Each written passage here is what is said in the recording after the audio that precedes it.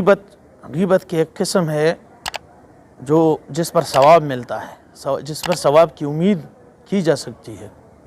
ویسے تو غیبت بہت سخت گناہ ہے۔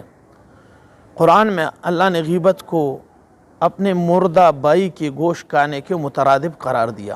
اَيُحِبُّ أَحَدُكُمْ أَن يَأْكُلَ لَحْمَ أَخِيهِ مَيْتًا فَكَرِهْتُمُوهُ وَاتَّقُوا اللَّهَ۔ حدیث مبارکہ میں الغیبت اشد من الزنا، غیبت زنا سے بھی زیادہ سخت ہے، زنا سے بھی زیادہ سخت ہے۔ ایک حدیث میں ہے کہ مسلمان بھائی کی بےزتی کرنا، غیبت کرنا، تہمت لگانا، بہتان چڑھانا، یہ ایک بدترین سود ہے، بدترین سود۔ جو عام سود ہے نا، اس کے 70 شاخیں ہیں، اور اس کی ایک شاخ اپنے سگے ماں کے ساتھ 36 مرتبہ منہ کالا کرنا ہے، 36 مرتبہ زنا کرنا ہے، اور سود کے 1 روپے یعنی 36 مرتبہ زنا کے مترادف ہے۔ اور پھر بدترین سود یعنی اس سے بھی بڑھ کر سود، وہ مسلمان کی بےزتی ہے، بے اکرامی ہے۔ یہ تو غیبت اور اس قسم کی گناہوں کے بارے میں نے عرض کیا۔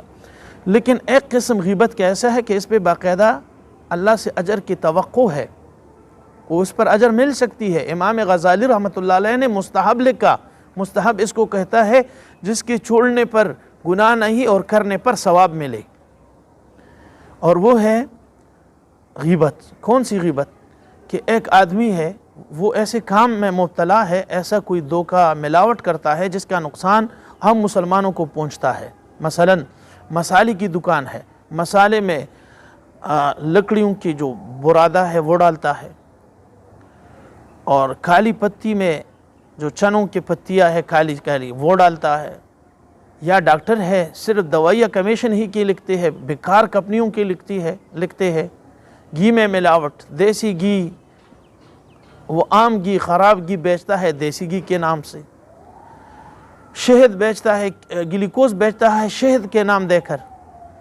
ایسی دکاندار کا اور ایسے بندے کی غیبت، اس میں اجر ہے، یہ مستحب ہے۔ امام غزالی رحمۃ اللہ علیہ نے تبلیغ دین میں لکھا ہے۔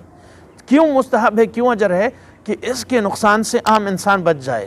ایک بندہ ہے، وہ نشئی ہے، نشئی، اس کے پاس تیرے دوست کا بیٹا پھرتا ہے، تو تیرا اپنا دوست کو یہ بتانا کہ تیرا بیٹا پناہ کے ساتھ پھر رہا ہے، لیکن وہ پناہ نشئی ہے، تیرا بیٹا بھی نشئی ہو جائے گا، اس میں اجر ہے۔ یہ شرارت شیطانی نہیں ہے، یہ گناہ نہیں ہے۔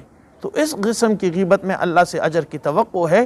کیوں؟ کہ مسلمان تکلیف سے بچ جائے۔ جو ملاوٹیں کر رہے ہیں نا، وہ لوگ مسلمانوں کی جانوں کے ساتھ کھیل رہے ہیں، ان کو صاحب فراش بنا دیا۔ دودھ میں ایسی چیزیں ملاتے ہیں کہ بندہ پھر پوری عمر دوائیاں کھانے پر گزارا کرتا ہے۔ تو ایسے لوگوں کی غیبت کرنا کہ یہ اس میں دودھ میں یہ ملاتا ہے، لیکن سچ اپنے طرف سے بہتان نہیں، بہتان تو سخت گناہ ہے۔